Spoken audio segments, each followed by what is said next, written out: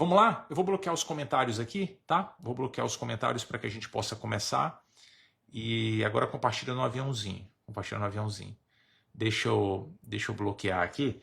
Que hoje a ideia é que a gente volte a entrar na alma da ideia da pneumonia, infecção bacteriana robusta do parênquima pulmonar, que é um tema que o INEP gosta. No histórico do INEP são 15 questões de pneumonia. Por sinal, se tu quiseres, lá no HardWork, o banco de questões HardWork, tu podes entrar em raio-x de prova e na primeira aba do raio-x tem a distribuição de questões por banca em temas.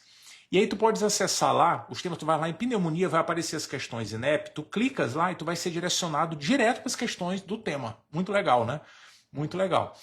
Tu pode fazer isso terminando a live aqui, se quiser, por exemplo. Não vai fazer agora, né? Não vai fazer agora, não. Mas, enfim, a gente conversou sobre pneumonia, mas o INEP, além de explorar a pneumonia do jeito clássico, e o jeito clássico de explorar a pneumonia é direcionando o questionamento para a conduta, interna, não interna, qual é o esquema antimicrobiano e tal, esse é o jeito clássico. O INEP gosta, inclusive, do asterisco. Conversamos sobre isso, não vou voltar a essa discussão. Mas tem um detalhe, é que o INEP gosta de 3 elementos adicionais que estão conectados de alguma forma à ideia da pneumonia. E é isso que a gente vai conversar aqui a partir de agora. 3 elementos. Infecção viral. Infecção viral. A pneumonia, que a gente conversa classicamente, né, é a pneumonia bacteriana. A pneumonia pode ser causada por vírus. Gripe pode ser causada por vírus. Como é que a gente contrasta as coisas? O que a gente faz em cada uma? Esse é um ponto. Outro é o abscesso de pulmão. Infecção também causada por bactéria, infecção que também se situa no parênquima pulmonar, mas que não é pneumonia. Como é que a gente pensa? Como é que a gente identifica? Como é que a gente trata abscesso? E por fim, a grande complicação da pneumonia. A grande complicação, arrepiante, porque é fácil de entender e cai pra caramba na prova. 3 pontos para a gente bater agora. Obviamente, né, eu preciso começar pelo mais frequente na prática diária e pelo que exige que a gente seja rápido, porque a doença é rápida. Gripe, infecção viral. Veja. Vírus causa infecção no parênquima respiratório. Todos nós sabemos disso, certo? Resfriado, pode causar traqueobronquite, pode causar pneumonia. Veja só. Quando a gente estuda pneumonia adquirida na comunidade, o foco é dado muito intensamente para a pneumonia bacteriana, porque aqui preocupa para valer e é aquela que a nossa intervenção tem o maior poder de mudar a evolução do paciente, com antibiótico, certo? Como a gente tem dificuldade de afastar infecção bacteriana, porque, por exemplo, hemocultura, cultura de escarro, se vier negativo, isso não afasta nada, papai. O hemograma veio sem leucocitose, não afasta nada. Nada. Como não dá para afastar, sempre que a gente encontrar alguém com pneumonia, a gente tem que dar antibiótico. Acabou-se a conversa. No entanto, a gente tem dados na literatura, dados bem variados, mas dados que mostram que a infecção viral é relativamente frequente.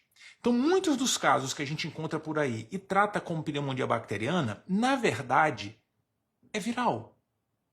Ou pelo menos a gente consegue recuperar vírus dos pacientes.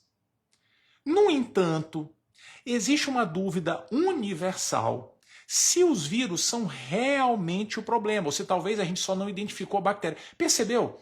A gente acha o vírus lá. Ai, meu Deus, eu vou tirar o antibiótico, porque é o vírus que foi encontrado aqui. Encontrei um para-influenza, sei lá.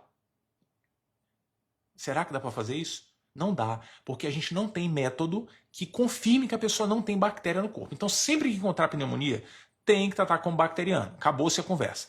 E o vírus? Pois é, geralmente a gente dá de ombro para o vírus. Geralmente dá de ombro.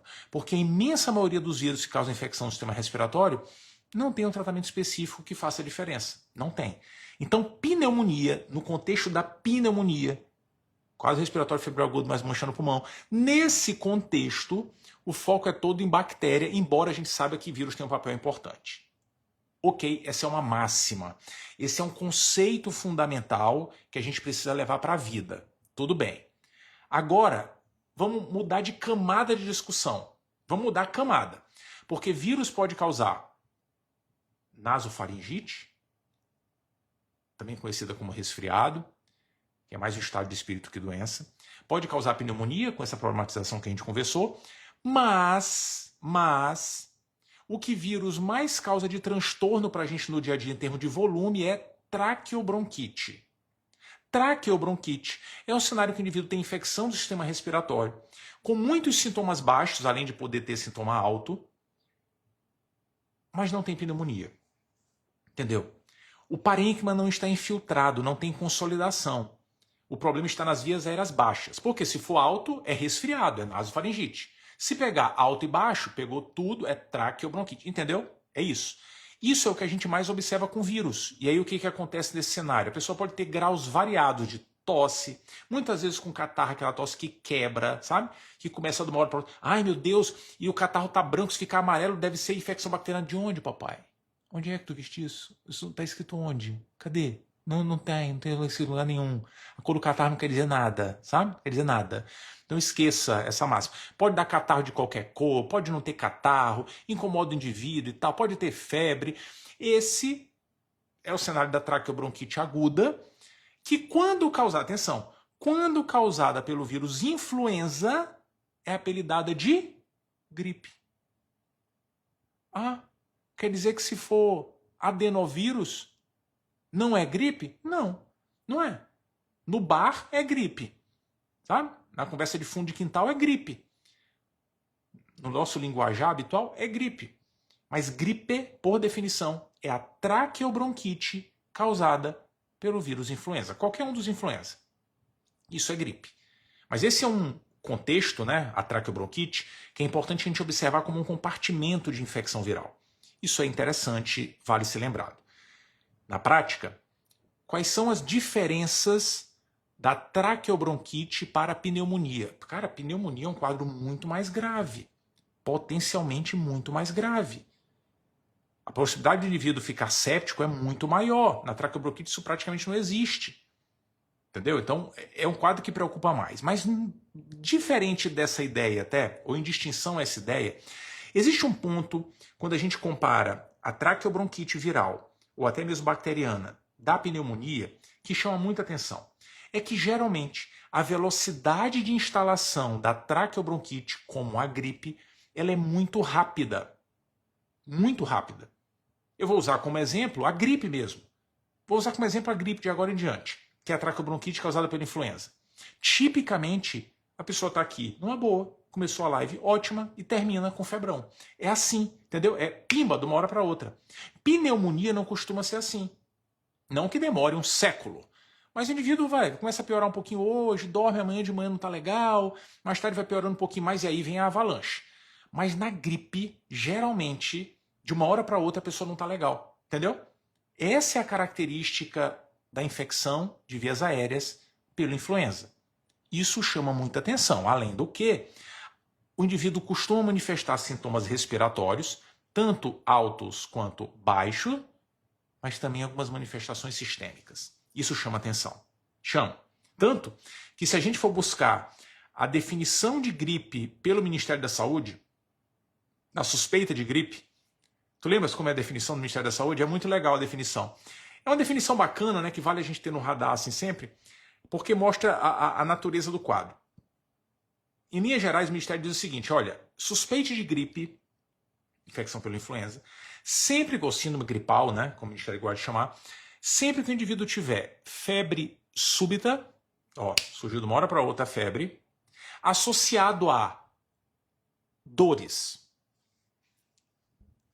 Olha como é massa isso. Eu sempre vi assim, dores. Febre associado a uma dor obrigatoriamente do sistema respiratório e uma dor sistêmica. É isso, é assim que é a síndrome gripal. Quer ver? Febre súbita, ok, mas uma dor do sistema respiratório. Uma dor do sistema respiratório, aqui não dói, garganta. Dor de garganta. Ou então, aqui embaixo dói, como dói, as terminações nervosas aqui, quando estimuladas, estimulou, não dói. Ainda bem que não dói, mas tosse. Tosse. A dor do sistema respiratório é tosse. Entendeu? Vê, é uma questão filosófica e tal, eu entendo, mas é isso. As terminações nervosas que deveriam gerar dor não geram. Imagina se gerasse qualquer coisinha que a gente inalasse, ai, ai, ai, ai, ai, ai, ai, inalou fumaça, ai, ai, ai, ai, ai, não, não, não, não, não. Do contrário, o nervo, ao invés de gerar dor, gera tosse, entendeu? Então o indivíduo tem a dor do sistema respiratório, tosse, ou dor de garganta, associado a uma dor sistêmica. Dor de cabeça, dor no músculo, dor na junta. Legal, né? Não é bacana? Pois é, o que a gente não faz quando tem que memorizar algo, né? Isso eu inventei alguma vez na minha vida, sei lá quando foi, mas ficou para memorizar os critérios. Nunca ninguém me perguntou isso, mas agora tu vais ter que aprender isso também, porque nunca ninguém perguntou, pode ser que te pergunte. Mas já teve prova que perguntou critério de síndrome respiratória aguda, de síndrome gripal, perdão, e é interessante a gente perceber, eu gosto de falar dos critérios, de fazer essa brincadeira até, porque fica muito claro a robustez do quadro e envolvimento de manifestações sistêmicas, que é algo que não é habitual na pneumonia. Veja, a pneumonia, além de não ser um quadro hiperagudo, não é. Gripe geralmente é muito mais agudo, surge com uma velocidade muito maior que a pneumonia. E além disso, enquanto na pneumonia as manifestações, pelo menos na fase inicial, estão muito concentradas no extrato respiratório inferior, muito concentradas, na gripe não. Na gripe tem envolvimento do trato respiratório superior, além de manifestações sistêmicas. Então esses detalhes são muito importantes quando a gente vai sentir o cheiro do quadro. Muito importantes. Se penso mais em infecção viral, traqueobronquite, gripe, síndrome gripal, ou se penso mais em pneumonia. Isso é muito importante. Agora, obviamente que o exame físico ajuda pra caramba. Porque se a gente encontrar indício de síndrome de consolidação, opa, pneumonia. Pneumonia, entendeu? Se não houver indício de síndrome de consolidação, pode ser gripe. Entendeu? É todo um raciocínio que a gente vai colocando em prática baseado no que cada doença representa e onde ela está. É isso. Entendeu? A gente junta todas as informações para bater o martelo. Lembrando que, quando a gente identificar a síndrome de consolidação, penso em pneumonia, tá. Vou tratar como bacteriana, tá. Mas até pode ser viral. Até pode ser viral. É uma possibilidade. A gente vai tratar como bacteriana, mas tem que pensar na possibilidade de ser viral. Né? Isso é valioso. Então, atenção. Diante de um cenário clínico de quadro respiratório agudo, o que vai nos ajudar muito, muito, muito a pensar em vírus é quadro de velocidade muito rápida de instalação e presença de manifestações em outros tecidos, em outros sistemas. Ok. Na fase inicial já. Na pneumonia, o quadro demora um tiquinho mais para atingir o seu pico. 2 dias, 3 dias. E a gente não costuma ver muitas manifestações sistêmicas. Só tem uma exceção que vale a pena que a gente tenha atenção. Uma exceção, e uma exceção que eu confesso, eu acho a cara do INEP. A cara do INEP. Mas muito a cara do INEP mesmo. E é uma exceção que ela é uma exceção dupla. Porque é uma exceção de um quadro de pneumonia que a pessoa pode ter manifestações sistêmicas desde o início do quadro e que também tem uma outra característica que a gente não costuma ver na maioria dos casos de pneumonia bacteriana, mas pode ver nas infecções virais, que são múltiplos casos acontecendo ao mesmo tempo. Não é assim? Infecção viral, a pessoa vem e fala assim, lá em casa está todo mundo assim. Isso é uma pista forte para infecção viral. Nas bacterianas isso não é comum. A bacteriana é uma pessoa, tem mais alguém? Não, não tem mais ninguém, não. Não tem. Porque não é comum a gente ter transmissão de pessoa a pessoa. O mesmo que, enfim, tenha transmissão, não necessariamente a outra pessoa vai adoecer. Né? Mas existe uma exceção, um cenário em que o indivíduo tem pneumonia bacteriana e ele pode ter o relato de várias pessoas de sua convivência com quadro parecido e pode ter manifestações sistêmicas desde o início. Muita atenção. Anota aí. Anota. Se tu não puderes anotar, pega uma caneta e risca a mão. Se tu não puderes riscar na tua mão nesse momento, olhe para a sua mão, porque tem uma letra desenhada na sua mão. Não tem? Na minha tem. Na tua não tem. Na minha tem um M. Não tem um M na tua? Esse M, olhe para esse M na sua mão agora, e tu não vais esquecer jamais do micoplasma. Muito cuidado com o micoplasma. Micoplasma é um bicho dito atípico, é uma bactéria, né, dita atípica. A gente tem dificuldade de encontrar meio de cultura, por isso que ela é atípica. E que pode trazer um quadro pneumônico um pouco diferente. Um quadro que pode surgir em surtos e um quadro que pode trazer algumas manifestações peculiares. Além dos sintomas respiratórios, que são sintomas respiratórios parecidos com o que a gente espera na pneumonia, embora muitas vezes sejam um pouco mais frustros. Tosse mais seca, muitas vezes, um quadro um pouquinho mais arrastado, sabe? 10, 14 dias e tal. Além disso, o micoplasma pode trazer manifestações em outros órgãos. Pode trazer cefaleia, artralgia, o indivíduo pode ter mialgia, pode ter queixas auriculares, e quando a gente examina, tem bolhas na membrana timpânica, o tímpano está inflamado com bolhas, isso é chamado meningite bolhosa. O indivíduo pode sofrer com a liberação ou com a formação de autoanticorpos IgM que podem destruir hemácias. O indivíduo pode sofrer com anemia hemolítica autoimune por autoanticorpos IgM, que são chamados anticorpos a frio. Isso pode gerar, por exemplo, cianose, exposição ao frio, manifestações muito robustas. Tudo isso conectado ao micoplasma. Anticorpos IgM de micoplasma, inflamação na membrana timpânica, meningite bolhosa com M de micoplasma. Um cenário bem peculiar e que a gente precisa ter atenção. Então, muito cuidado, porque o fato de o indivíduo referir que tem outros casos no seu domicílio não quer dizer que seja vírus. Aumenta a chance, mas pode ser micoplasma. Nossa, Fabrício, como é que eu vou diferenciar? No micoplasma é pneumonia, é bactéria. O quadro vai ser um pouquinho mais arrastado. Por sinal, no micoplasma às vezes é um poucão mais arrastado, né? Demora um tanto mais mesmo. No vírus não, é assim, ó. Tem muitas pessoas doentes e o quadro surge subitamente. Mas vale ter atenção ao micoplasma porque eu particularmente acho, a cara do INEP. A cara do INEP. Então, assim, a probabilidade de cair uma questão com micoplasma não é pequena. Né? Para mim, se encaixa muito bem no perfil da prova. Muito, muito mesmo. Mas, enfim, com essa dinâmica, a gente consegue ter uma noção assim, de quando parece ser vírus, quando parece ser bactéria, e dá para ter uma noção das coisas. O fato é que, independente dessa questão toda filosófica, na prática a gente precisa tomar decisões rápidas. Decisões rápidas.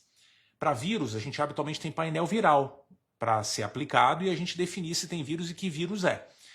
No entanto, essa resposta nem sempre vem imediata e nem sempre está à nossa disposição. Então a pergunta clássica é, diante de um paciente que está aqui na minha frente, como é que eu tomo conduta diante do paciente? Simples, cheire o caso. Parece vírus porque é um quadro hiperagudo, porque é um quadro com manifestações sistêmicas, porque é um quadro que o indivíduo tem relato de outros casos na família ou existem casos na região de gripe. Se isso estiver acontecendo, pense em gripe e esqueça a pneumonia. Esqueça a pneumonia. Entendeu? É isso. Obviamente, não tem símbolo de consolidação, então esqueça. E toda a concentração vai ser para o que eu preciso fazer para o indivíduo com gripe. Entendeu? É isso. Tudo bem? De outro lado, quadro um pouquinho mais arrastado. O indivíduo sem histórico de várias pessoas doentes na proximidade, com um quadro muito parecido. O indivíduo com síndrome de consolidação. Não tem muitas manifestações. Cara, pneumonia tem prova. Esqueça vírus. Esse é o raciocínio padrão. Entendeu? Vou fazer tudo o que preciso fazer para pneumonia. Esse é o raciocínio padrão. O que a gente precisa fazer sobre pneumonia? Já conversamos sobre isso, não vou repetir. O que a gente precisa fazer se for vírus? Atenção! Se a gente estiver sentindo que o quadro se trata de um quadro viral, na maioria das vezes a gente não vai fazer nada. Vai cruzar os braços, acompanhar e orientar o paciente. É isso. Nós não temos à nossa disposição nenhum fármaco que seja radicalmente modificador de história de doença de indivíduos com gripe. Não temos. Não temos. Nenhum. Nós temos alguns fármacos que podem ajudar um tiquinho. Mas mesmo esse tiquinho é muito discutível e não vale para todos os vírus. Por exemplo, a gente sabe o que fazer com o vírus influenza. A gente sabe o que fazer. Mas para os outros, para a influenza, adenovírus, rinovírus, cara, impacto de fármaco, o paciente vai mais sofrer com efeito adverso que com benefício. Lembrando, né, que eu não vou entrar na discussão de Covid, porque a Covid é uma doença assim, que tem múltiplas facetas e está sempre se modificando, e a parte crítica da Covid, que merecia muita discussão e que prova explorava, já ficou. Agora a Covid vem com formas, com algumas variantes, e saiu um pouquinho do nosso radar de discussão e de esperar que prova explore. Influenza não. Influenza está sempre aparecendo do mesmo formato, influenza não muda nunca. Então por isso a concentração toda é influenza. E o que a gente tem para oferecer para os pacientes com influenza, que pode ser que ajude em alguns cenários, é o oseltamivir, que é um antiviral, que pode ajudar a evolução clínica de alguns casos, mas ajuda muito pouco. Por isso, a regra, quando a gente se depara com um indivíduo com síndrome gripal, não é dar um antiviral para todo mundo. É pensar assim, cara, isso aqui pode ser influenza, eu não sei ainda que vírus é, e pode ser que a gente ajude o indivíduo usando o oseltamivir. Mas quando é que a gente faz isso? Aí esse é um ponto importante. A indicação do oseltamivir precisa é quando o indivíduo está evoluindo com manifestação de gravidade, a famosa síndrome respiratória aguda grave. Síndrome respiratória aguda grave é um cenário que o indivíduo tem infecção respiratória, isso é muito usado nas infecções virais, né, tanto Covid quanto síndrome gripal, e dentro do contexto da síndrome gripal, a pessoa não está nada bem no sistema respiratório. A definição básica é a pessoa com síndrome gripal e dispneia. Essa é a definição básica. Mas a gente pode substituir a dispneia por outras alterações. Por exemplo, saturação menor que 94%. Por exemplo, sinais de desconforto respiratório. Por exemplo, descompensação de sintomas de uma doença de base. Se tiver qualquer desses, síndrome respiratória aguda grave. E aí o que a gente faz nesse cenário? Oseltamivir. Aí não tem dúvida. Não tem dúvida. Porque um pouquinho que ele ajude pode ser importante para aquela pessoa. Entendeu a ideia? Um tiquinho que ele ajude. Quanto mais precoce, por sinal, a gente iniciou nas primeiras 48 horas de manifestação, melhor ainda. Mais benefício talvez ele tenha, mas é um benefício piquititinho, mas que diante do caos pode ser interessante. Essa população é indiscutível. Agora, tem alguns cenários que a gente fica assim, cara, será que não vale a pena dar, hein? Será que não vale a pena? Que são cenários que a pessoa não tem síndrome respiratória grave, mas a gente fica preocupado. Fica preocupado porque tem alguma coisinha ali que aumenta a chance. São as clássicas exceções, né, de fator de risco. Extremo de idade, menos que 5, mais que 60 anos. Grávida, ou acabou de nascer o bebê, está no puerpério, primeiras 2 semanas. Indivíduos que têm alguma doença crônica, aí entra um monte de coisa. Entra diabetes, entra asma, entra até tuberculose. Até tuberculose entra, um monte de coisa que entra. E também, atenção, população indígena que viva em aldeias, ou então que tenha limitação de receber suporte médico. Limitação geográfica, por exemplo. Isso atrai o INEP. Esse tipo de cenário atrai o INEP. Já foi objeto de questão do INEP. Já foi. A população indígena aldeada. Já foi. Então a gente precisa ter atenção a esse aspecto. Nesse cenário, o oseltamivir também está indicado, mesmo que o indivíduo não tenha manifestações de síndrome respiratória aguda grave. E mais uma vez, isso está indicado se o indivíduo tiver síndrome gripal e não for pneumonia. Atenção, hein? Atenção que isso é importante. Se a gente tiver na pegada pneumonia, no capítulo pneumonia não tem história de infecção viral, papai. Veja, vírus é vírus, bactéria é bactéria. Entendeu? Existe uma guerra entre eles, né? Tanto que tem um bacteriófago e tal. Nossa, comentário péssimo, né? Mas enfim. Se a gente tiver no capítulo pneumonia, é outra conversa. Eu não estou nem pensando em vírus, embora... Atenção. Embora exista um conceito que a gente tem que tomar cuidado, e é um conceito que o INEP resolveu explorar. Atenção! Já falei aqui antes que, eventualmente, os indivíduos com gripe, os indivíduos com infecção por influenza, assim como qualquer outro vírus, podem ter pneumonia. Não falei? Não falei isso? Pois é. Um indivíduo pode ter gripe, agora gripou, e pode ter infiltração do parênquima pulmonar. Pode. Entendeu? E aí como é que é a história dessa pessoa? A história é assim, ó, doutor, eu estava assistindo uma live, eu estava falando de gripe. Olha o que aconteceu, no final da live eu comecei a ter febre. E aí, junto com a febre, eu comecei a tossir. De manhã cedo eu já acordei com mais febre ainda, com calafrio, com dor de cabeça, dor no corpo inteiro, e a tosse foi piorando. Eu tô aqui agora porque eu tô sentindo até um pouquinho de falta de ar. Aí beleza, nossa, tá com falta de ar, síndrome respiratória aguda grave, tal, beleza, beleza. 2 dias depois a pessoa diz, olha, eu tô piorando, piorei um pouquinho da tosse. Quando a gente vai checar, tem síndrome de consolidação. Veja, a história clássica da pneumonia acoplada à gripe é essa. A pessoa, da pneumonia viral, a pessoa chega com o quadro e a consolidação ela pode aparecer, mas ela não aparece de sopetão. Não é nas primeiras 24 horas. Tipicamente a consolidação surge um tiquinho depois. Entendeu? E esse foi um dos vacilos que o INEP deu na questão. Porque a questão que o INEP explorou já, sobre que trazia um quadro de um paciente com pneumonia viral, que começou o quadro com uma síndrome gripal, trazia um quadro de instalação repentina. E não costuma ser assim. Quando a consolidação aparece, ela vem um pouquinho mais adiante. Por sinal, toda essa discussão faz a gente chegar no ponto mais crítico da conversa da infecção respiratória. Mais crítico, que eu já falei e vou repetir agora e com mais ênfase nesse momento. Uma coisa é vírus, outra coisa é bactéria. A pessoa pode começar o quadro com síndrome gripal viral e o vírus pode envolver o crítico, que eu já falei e vou repetir agora e com mais ênfase nesse momento. Uma coisa é vírus, outra coisa é bactéria. A pessoa pode começar o quadro com síndrome gripal viral e o vírus pode envolver o mais crítico, que eu já falei e vou repetir agora e com mais ênfase nesse momento. Uma coisa é vírus, outra coisa é bactéria. A pessoa pode começar o quadro com síndrome gripal viral e o vírus pode envolver o que eu já falei e vou repetir agora e com mais ênfase nesse momento. Uma coisa é vírus, outra coisa é bactéria. A pessoa pode começar o quadro com síndrome gripal viral e o vírus pode envolver o Chega aí que eu vou voltar para o ponto onde a gente estava. Vamos. Chega aí.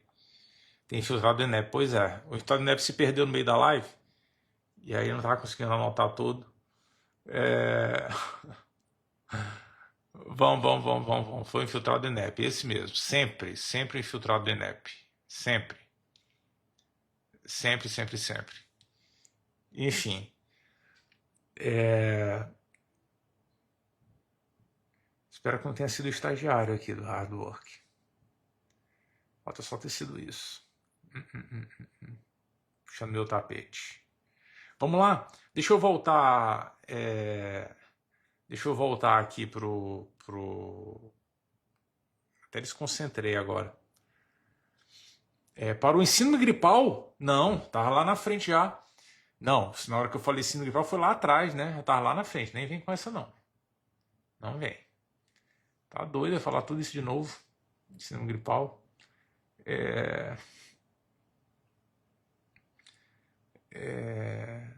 Não tem tempo de live mais não. Tempo de live tinha só nos primórdios do Hard Work. Já passou essa época já de 1 hora de live. Já passou já. Aqui eu acompanhei toda. Eu fui o usuário padrão das lives do Instagram, viu? O Instagram foi vendo se o modelo funcionava ou não, vendo o Hard Work aqui. Vamos lá? Deixa eu voltar.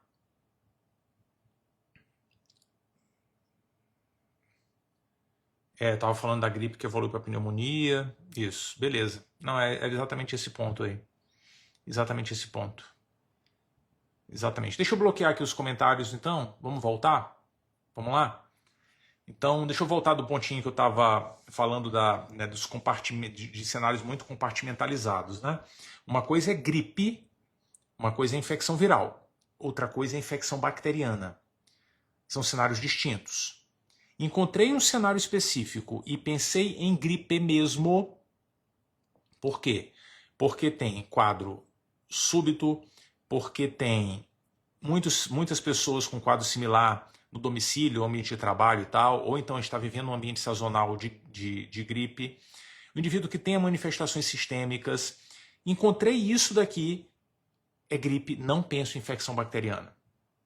Do contrário, se o indivíduo tiver um quadro que foi agudo, mas não de uma hora para outra, que não tenha pessoas próximas com quadro parecido e que não tenha, desde o início, manifestações sistêmicas e, obviamente, existe a síndrome de consolidação, penso em pneumonia, não penso em vírus. Entendeu? Essa é a regra básica. No entanto, a gente precisa ter cuidado com os cenários intermediários. Os cenários que pareçam uma coisa e a outra ao mesmo tempo. Por exemplo, um indivíduo que tenha gripe pode, por causa do vírus, o influenza, por exemplo, pode promover infiltração do parênquima, gerar síndrome de consolidação. Pode. Pneumonia viral. É mais que gripe. Entendeu? Só que qual é o ponto? É que esse quadro é diferente da pneumonia bacteriana. Porque é um quadro que a pessoa tem. Quadro que começou de uma hora para outra muito rápido, tem história na família ou no trabalho e tal, de várias pessoas doentes do mesmo jeitinho, veja, doentes do mesmo jeitinho que ele. Entendeu? Isso vai chamar muita atenção. Tem manifestações sistêmicas desde o início do quadro. E tem a síndrome de consolidação. Isso pode ser tudo pelo vírus. Então veja a importância de perceber como é que o quadro foi instalado, os dados epidemiológicos e as manifestações sistêmicas. Isso é muito importante. Agora, a gente precisa respeitar também a história natural da doença. Quando o vírus começou causando traqueobronquite e resolveu infiltrar o parênquima pulmonar, resolveu agredir o parênquima e a gente gera a infiltração por resposta inflamatória, né? Quando isso acontece, geralmente não é no primeiro dia. Geralmente não é. É no segundo, terceiro dia. Entendeu? Isso é um vacilo que o INEP cometeu numa prova recente, que colocou assim tudo como se fosse de soberano. Não é assim, papai. Pneumonia viral não é assim. Ai, tô com febre. Pim, consolidação. Não é assim. Entendeu? Demora uns 2 dias pelo menos, vai. Esse é um ponto. Esse é um quadro. Agora tem uma outra possibilidade. Eventualmente, as pessoas podem ter as duas coisas na sua história. A pessoa começa com a infecção viral e depois, lá pelo 5º, 6º, 7º dia, o vírus abre a porteira. E aí pode surgir a pneumonia bacteriana lá na frente. Mas aí as coisas são mais destacadas. São 2 quadros separados que se conectam, porque o vírus facilita a ocorrência da infecção bacteriana. Entendeu? Então esses cenários precisam ser identificados muito bem. Isso é importante e aí é decisão clínica, é raciocínio clínico e decisão sempre individualizada. O que geralmente não acontece, é da pessoa chegar aqui hoje, com 1 dia de quadro, com tudo indicando síndrome gripal, e falar assim, ai, e se for bacteriana? Não é, papai. Não é bacteriana. Entendeu? Se tu quiseres tirar a prova dos 9, peça o painel viral. Se identificar vírus, é vírus e acabou-se a conversa. Se tiver vírus patogênico mesmo, é vírus e acabou-se. Entendeu?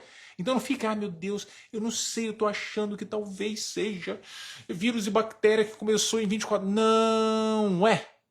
Entendeu? Isso é muito importante ser percebido. Era isso que a gente precisava conversar sobre gripe, sobre essa dinâmica de vírus e bactéria. Era isso. Mas o INEP também gosta de uma outra coisa. Gosta. O INEP gosta de abscesso de pulmão. Aí, papai, a conversa já é diferente. Abscesso de pulmão é um quadro patológico causado por bactéria. Se a gente for conversar na mesma pegada da infecção viral, já dá para entrar solando. Sabe por quê? Porque enquanto a infecção viral ela costuma ser assim, ela é muito mais rápida, surge muito mais rápido que a bacteriana, o abscesso costuma ser assado. O abscesso tem um quadro que, tipicamente, ele demora um pouquinho mais a se instalar que a pneumonia. Pode ser mais rápido, assim, pode ser na mesma velocidade da pneumonia, até pode, mas tipicamente ele demora um cadinho mais, sabe? Muitas vezes a gente vai encontrar pacientes com abscesso de pulmão com 2, 3 semanas de evolução. Isso chama atenção, embora possa ser mais rápido. Mas o grande detalhe do abscesso nem é esse, não. O grande detalhe do abscesso de pulmão é que o indivíduo tem uma cavidade com pus no pulmão, muito provavelmente porque aspirou alguma coisa. A gênese do abscesso de pulmão envolve, em algum grau, aspiração fazendo mal para o pulmão. O detalhe é que todos nós aspiramos um cadinho todo dia, né? Todo mundo aspira um pouquinho. Só que o grau de aspiração que nós temos normalmente não é capaz de promover doença. Não é. Agora, se a gente aspirar demais, ou se a gente aspirar pouquinho, mas mandar para o pulmão, nesse pouquinho de aspiração, um monte de bicho, aí o abscesso pode surgir. Entendeu? Exemplos. Imagina uma pessoa que tem epilepsia e que a doença está descontrolada. Está perdendo a consciência o tempo inteiro. Perdendo a consciência, vomita, aspira, vomita, aspira. O tempo inteiro aspirando. O material particulado que chega no pulmão pode facilitar o surgimento de abscesso. Outro, etilista. Enche a cara, perde a consciência, vomita, aspira. Fator de risco clássico para o abscesso de pulmão. Outra, um indivíduo que tenha dentes em péssimo estado de conservação. Por que isso pode ser um problema? Aspira mais não, mas aspira pouquinho, mais um aspirado, uma aspiração que é rica em bicho podre. Entendeu? Que faz mal ao pulmão. Então aspira igual a qualquer outra pessoa, mas o que chega no pulmão, papai, não é fluxicheire. Entendeu?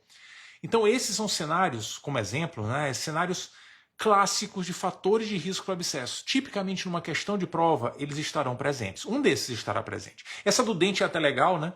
Que é tão verdade isso que se a pessoa não tiver dentes, veja, não tem dentes. O indivíduo é dentole. Tem proteção contra abscesso. A gente não vai encontrar uma pessoa dentole com risco comentário. Não tem dente. Você está relativamente protegido. Agora, dentes em péssimo estado de conservação, ferrou. Às vezes vale a pena, né? Arrancar uns dentezinhos aí para diminuir o risco de abscesso. Mas enfim, esse é o cenário padrão e que a gente precisa identificar no quadro. E aí, clinicamente, o que aparece no cenário é o indivíduo ter um quadro pneumônico um pouco mais arrastado. Tosse aqui geralmente produtiva, com muita expectoração. Às vezes, dependendo da posição que o indivíduo deite, facilita a drenagem do abscesso. A pessoa pode referir que quando acorda de manhã bota muito o catarro para fora, isso pode acontecer também. E geralmente a secreção, como está acumulada, aprisionada, tem odor fétido. Isso chama muita atenção no abscesso de pulmão. Mas o que acaba matando o diagnóstico é o exame de imagem. E na imagem a gente vai encontrar, classicamente, uma cavidade com nível líquido. O detalhe é que a cavidade do abscesso classicamente estará localizada em regiões para onde a aspiração costuma ser direcionada. Pensa comigo, quando a gente desmaia, quando a gente aspira, geralmente a gente está deitado de barriga para cima. Se o indivíduo aspirar, para onde é que deve ir o material particulado que foi aspirado? Para as regiões posteriores do pulmão. Então, tipicamente, a cavidade do abscesso com nível líquido se localiza em regiões mais posteriores. E ela é indiscutível. Já caiu no INEP a imagem. O INEP não é uma prova que goste tanto assim de imagem como outras, mas já caiu a imagem do abscesso, por sinal a gente cravou isso numa live das lives, né? Foi muito, muito legal. E aí, identificando é tratar. E o tratamento do abscesso tem características específicas, porque ele tem bactéria e tal, mas as bactérias não necessariamente são aquelas que a gente vê na pneumonia. Até pode ter pneumococo envolvido, até pode. Mas a gente precisa valorizar outros bichos, como anaeróbio, tem que valorizar muito anaeróbio, e estáfilo, e também gram-negativo. Tudo isso entra na jogada. Por conta desse detalhe, a gente tem algumas opções específicas para o tratamento de abscesso. Se o paciente estiver bem e puder ser tratado em casa, o fármaco de escolha é clindamicina. Se for tratar no hospital, porque a pessoa não está bem, geralmente a gente lança a mão de... tem duas alternativas principais. Uma é a associação no beta-lactam, ampicilina, com inibidor de beta-lactamase, ampicilina sulbactam, por exemplo. Outra é carbapenêmico. Todas são opções muito viáveis e que a gente costuma utilizar no contexto do abscesso de pulmão. Então, muita atenção para esse cenário, muita atenção para a história, quadro um pouquinho mais arrastado, muitas vezes, às vezes pode ser tão rápido quanto pneumonia. Com um fator de risco importante estará presente na questão imagem clássica e o tratamento, que é um pouquinho diferente, outros antimicrobianos, porque a gente tem que valorizar principalmente anaeróbio gram-negativo. Esse é o abscesso. Segundo ponto importante, conectadinho ao tema pneumonia e que o INEP gosta. Mas para fechar, a grande complicação da pneumonia. Para fechar, sabe, assim, não tem examinador que não se arrepie. Não tem. Para explorar o derrame pleural parapneumônico. O derrame pleural da pneumonia. Essa, sem dúvida alguma, é a grande complicação, e eu gosto de falar assim, para a gente não vacilar no estudo do derrame pleural parapneumônico.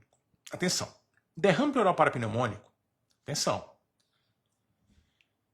derrame pleural parapneumônico não pertence ao capítulo derrame pleural, pertence ao capítulo pneumonia. Isso é muito importante, porque quando a gente estuda derrame pleural, fica aquela brincadeira, critério de Light, exudato, transudato e tal, para tentar definir a causa, não é? Esse é o foco lá. Geralmente é um indivíduo que chega com derrame pleural. Doutor, eu estou com derrame pleural. E aí, faço alguma coisa. Ah, eu vou colher, fazer os critérios de Light, tal. É isso. No derrame da pneumonia, a conversa não é essa não, papai. Eu já sei a causa. Tu não sabe? Eu já sei. O indivíduo tem pneumonia. Com derrame, qual é a causa? É a pneumonia. Ah, Fabi, se não for, papai, aí o mundo tá perdido mesmo, viu? Aí tá perdido. Aí não dá. Aí eu desisto. Eu tô fora. Eu não quero mais não. Não quero mais brincar. É óbvio que é. Então a dúvida não é sobre a causa. Não é. Entendeu? Então não dá para botar o derrame pleural pneumonia no capítulo derrame pleural. A gente fica vendo como é geralmente o líquido, o que importa como é o líquido. Se tem cheiro de flor, sabe? Se é amarelo, se é verde. Não quero saber, papai. Não quero saber porque eu já sei qual é a causa. Na verdade, a gente não quer saber a causa. Mas ele é um derrame que chama a nossa atenção, porque é possível que o indivíduo desenvolva complicações graves. E é por causa disso que a gente precisa estudar o assunto e é por isso que ele cai na prova. Só que ele tem que ficar junto da pneumonia, porque ele é uma complicação da pneumonia. Historicamente, na história natural da doença, o indivíduo tem pneumonia e desenvolve o derrame pleural. É isso que acontece. A pessoa chega lá, doutor, eu estou com pneumonia.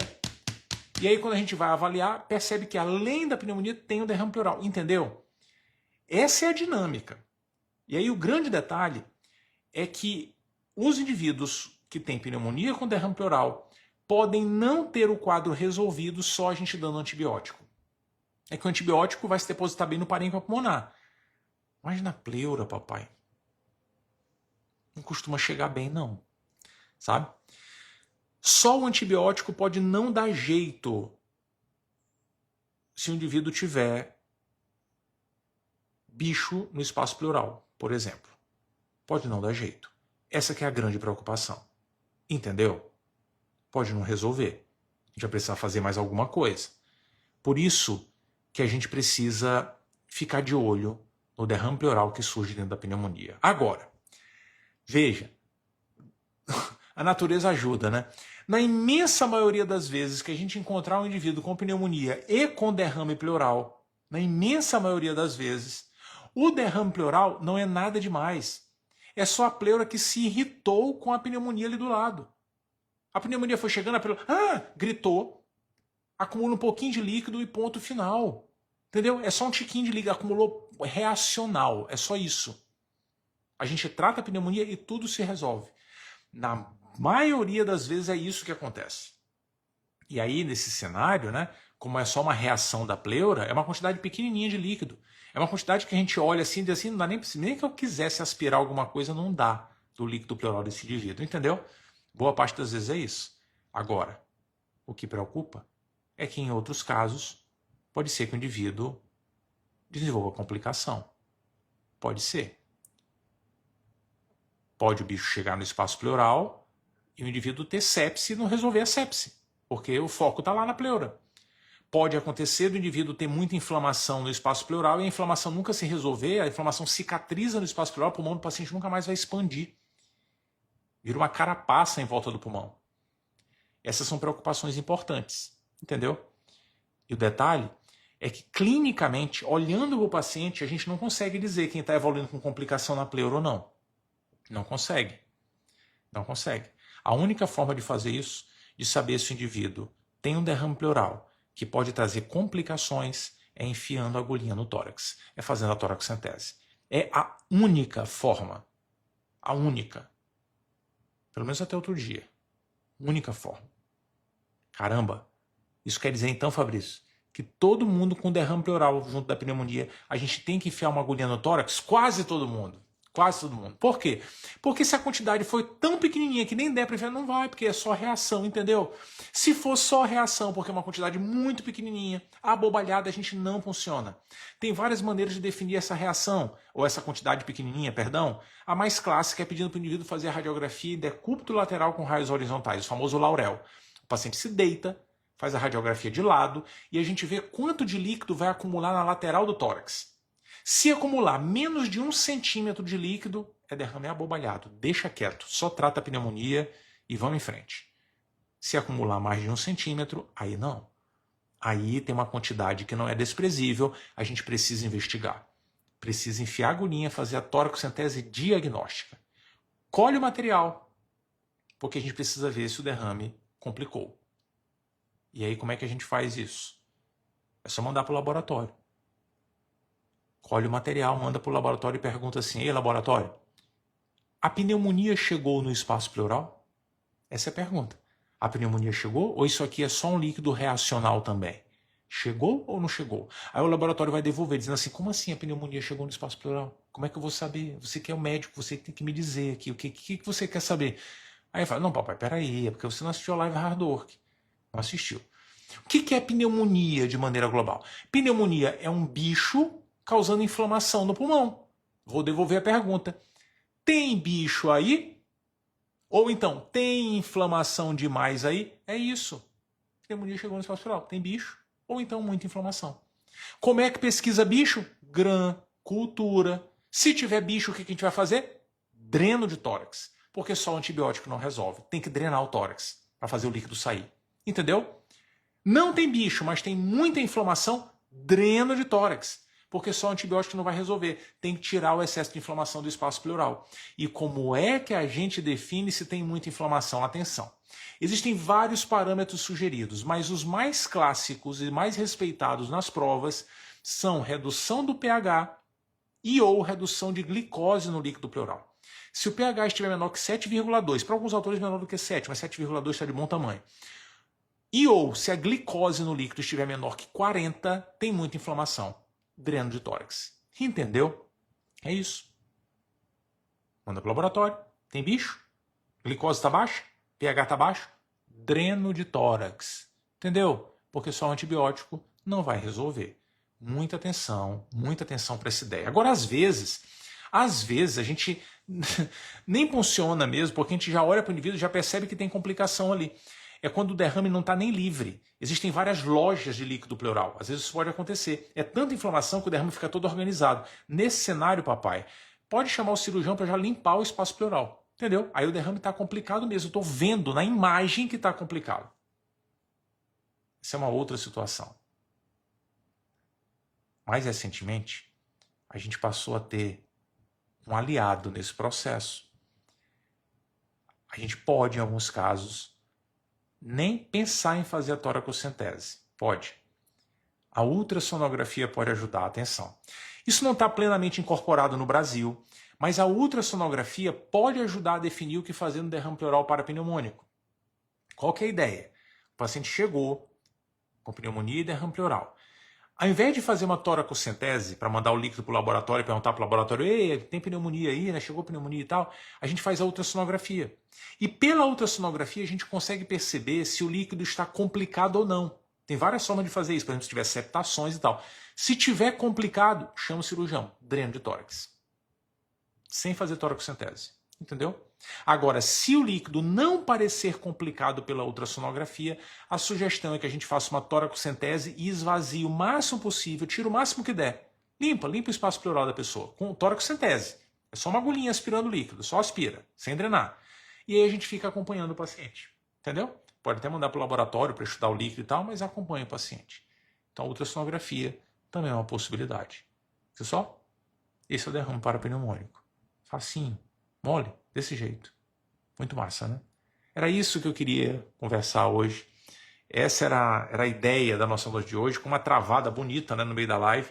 E amanhã tem mais. Amanhã, terça-feira, é o dia mais nobre